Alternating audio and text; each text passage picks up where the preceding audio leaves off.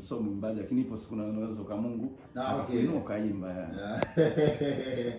mimi ipo siku nitapanda ndege. Of course yeah. Ila sipendi. Inabidi upende tu kwa sababu unajua ni vitu ambavyo viko hapa duniani. Sasa usafiri mimi kwangu hapana.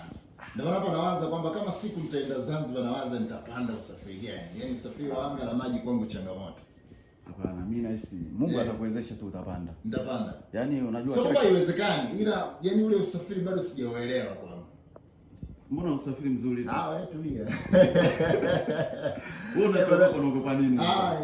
Kuna mambo mengi. Tulie kupiga stories. Sasa kupanda nani ndege na kupanda nini meli bora kipi? Vyote kwangu sio. Au treni? Treni naiona ardhi hapa.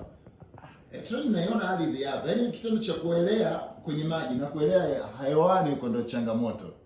Lakini Mungu atakuja kukaa sawa. Nadhani ukishafika wakati na kila kitu kitakuwa sawa. Kitakuwa sawa, tutaona Mungu mwenyewe atakupa nani, atakuondoa hofu na mashaka. Imani imepita miezi kadhaa tangu ulipoachia